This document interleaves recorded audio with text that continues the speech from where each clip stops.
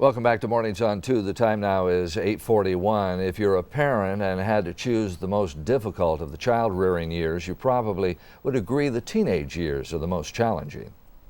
Sometimes they're not that open-minded. Just once in a while. If they could always be open-minded, it'd be better. They set a curfew for me. A lot of my friends don't have curfews, and I have a curfew, and they only do it for the well-being. My parents really get on me about grades, especially like progress reports and report cards. She gave me a cell phone to call her. She calls me when she doesn't know where I am. She worries a lot though.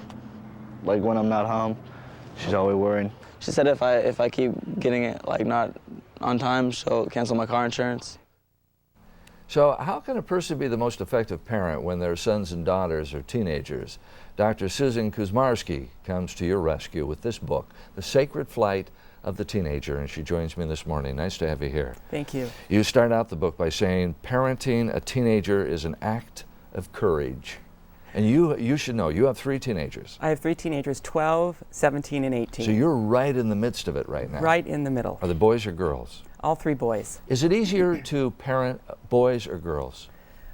I love boys. I can't speak with authority on the easiness of girls, but I think it's probably just about equal. Yeah.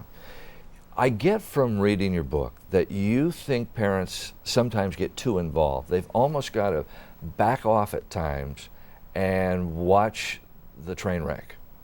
Exactly. I think the job right now for parents is to stay connected, and this is really hard to do because the teenager is saying 3 things. It's he or she is saying, "I love you, believe in me, don't stand in my way, and if you have any extra money, I'd love to take it along with me." Right.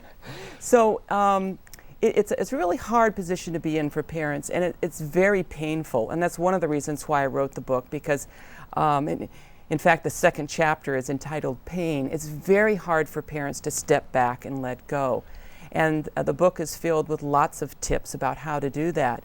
One is to remain very watchful and to observe, and parents have a really tough time doing this.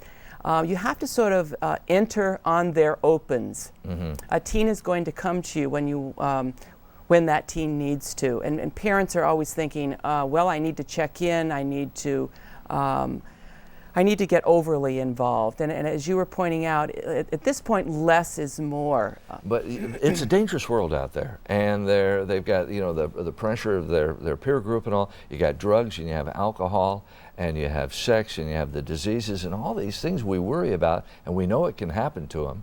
So you can't lay back on those. No, you can't, and I'm glad you mentioned that. When there's any danger involved, you really do have to step in and not step back, and do a number of things. You need to let your teen know if they're ever in a dangerous situation that you'll come pick them up with their friends, and you'll take them back home, or you'll take them somewhere that's safe. They need to know that they can call on you when they're in that situation. And you also have, during that time, to be the voice of caution and the voice of reason, and be sure that they have accurate information. How do you open a conversation with a teenager? Because most of the time they don't want to talk to you, or if they do want to talk to you, it's an argument. So how do you lay some groundwork so to have a nice conversation? Talking is really important, and parents don't know how to do it at this age, at the teen years. You also have to try and talk very deeply. So be there is the first step, and one of the chapters in the book is called Talking Tips, and there's an illustration in it of a parent sitting at a desk with a little candle, and it says available 24 hours a day. So you do have to be there. You have to be very direct and open and unconfrontational as well. So if you're going to have this talk, maybe it's they talk, you listen, which is hard to do. I remember I always had great advice when we had conversations, and they didn't want to hear my advice. Well, I'm glad you mentioned that, because teens really don't like unsolicited advice. Remember, they're going to be coming to you when they need you.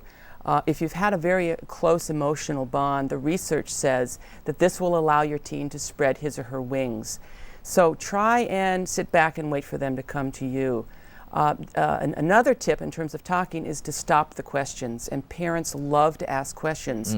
If you listen to teens talk among themselves, they don't ask questions, they just talk. So do a little experiment and listen to how your teens talk to each other. They don't ask questions. Well, the doctor compares teenagers to goats. She says goats give milk to people they like, and teenagers will give information and what you really want from them to people they like. Right? Yeah, there's an important little chapter, actually 2 chapters on values in there, and that's what the goat topic is about.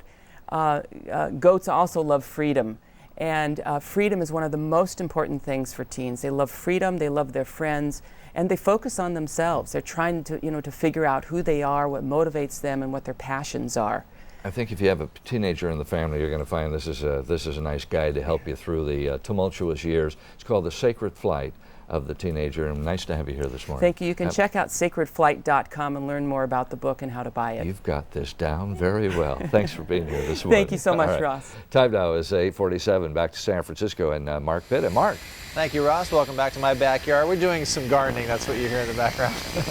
When we come back, we're going to talk about the theatrical version of The Full Monty. And just a reminder, here is a clip from the very famous smash hit from 1997. We'll be right back.